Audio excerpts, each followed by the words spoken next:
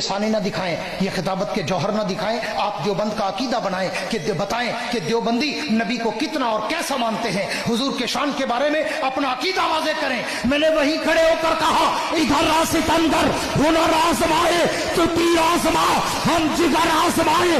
پہلے تو کائنات میں کوئی ایسا ترازو ہی نہیں جس میں میرے نبی کے شان کو تولا جا سکے، لیکن اگر کوئی ملا مسجد بھی ہے کہ دیوبندی اپنا انداز تخیل بتاؤ تو میں نے کہا رب کی دربار میں چل، میزان عدل کا ترازو مانگے، اس ترازو کے دو پلڑوں میں سے ایک پلڑے میں 7 زمینیں رکھ، 7 آسمان رکھ، ہوا فضا خلا کا نظام رکھ، نباتات جمادات، درندے پرندے چرندے، دو پائے چوپائے، یہ ساری کائنات کے شمس و قمر، حجر و شجر، بحر و بر، شام و سحر، نور و بشر، جنت حور و غلما، بیت اللہ بیت المقدس، بیت عزت بیت معمور، لوح و قلم، لوح محفوظ، سدرۃ المنتہا، عرش معلی، ساری کائنات اٹھا کر ایک پلڑے میں رکھ اور آمنہ کے در یتیم کو دوسرے پلڑے میں کھڑا کر۔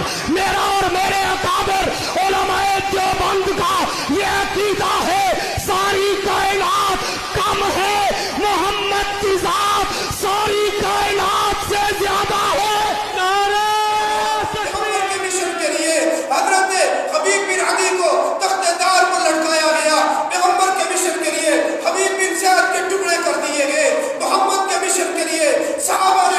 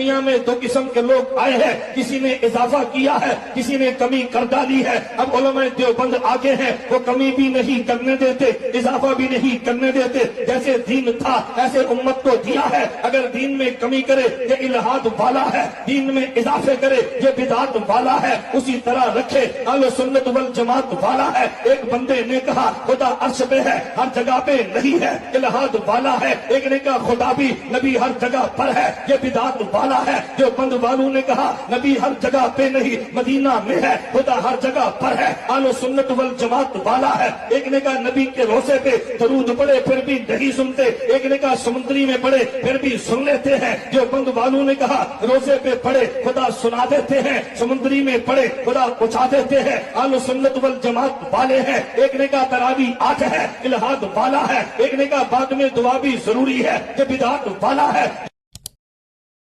علماء دیوبند پہ بھونکتے ہو، زبانیں بند رکھو۔ علماء دیوبند چاکری کرنے والوں کا نام نہیں ہے، علماء دیوبند تیجے کھانے والوں کا نام نہیں ہے، ساتے کھانے والوں کا نام نہیں ہے، 40ویں کھانے والوں کا نام نہیں ہے۔ علماء دیوبند میرے دوستوں لوگوں کی نوکری کرنے کا نام نہیں ہے۔ دیوبند علماء دیوبند اللہ کے نبی کے وارثوں کا نام ہے، کہو بے شک، نبی کی وراثت کا نام ہے۔ علماء دیوبند جو ہے نبی کے علوم کے وارثوں کا نام ہے۔ دیوبند جو ہے یہ صحابہ کے دفاع کا نام ہے۔ دیوبند جو ہے قاسم نانوتوی کے علم کا نام ہے۔ دیوبند جو ہے گنگوہی کے تقوی کا نام ہے۔ دیوبند جو ہے حسین احمد مدنی کی عظیمت کا نام ہے۔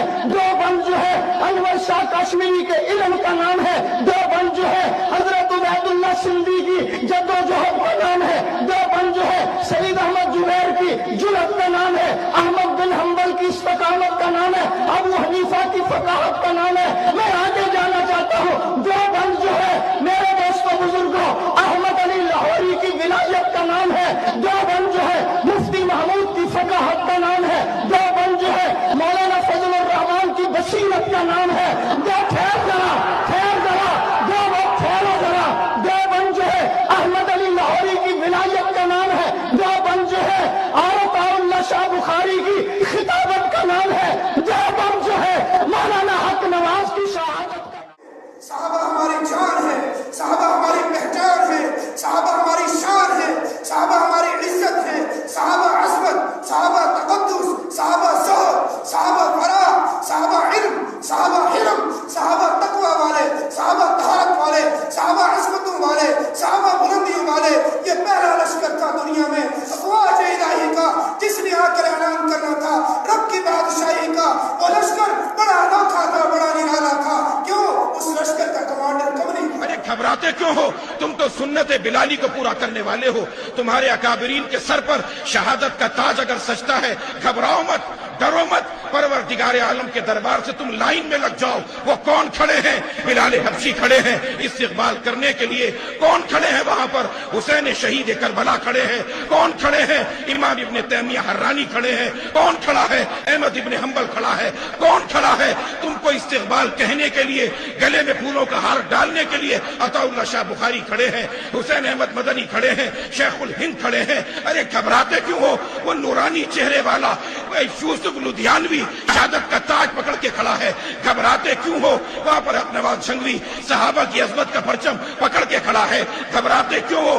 علی شیر حیدری شیر بن کے کھڑا ہے۔ گھبراتے کیوں ہو؟ کہ شہادتوں کی داستان ہے۔ اگر بچے ہو کر ڈر لگتا ہے، جامع حفصہ کے ننھے منھے بچے کھڑے ہیں، چھوٹی چھوٹی عورتیں کھڑی ہیں، جلے ہوئے قرآن کھڑے ہیں۔ گھبراؤ مت، ڈرو مت، کہتے جاؤ سر بکف سر بلند، دیوبند دیوبند دیوبند دیوبند۔ اس نسبت پہ قائم رہنا، اللہ سے دعا کرتے رہنا کہ مولا کریم جو نسبتیں تو نے عطا کی ہیں ان نسبتوں کی لاج رکھنے کی توفیق عطا فرمائے۔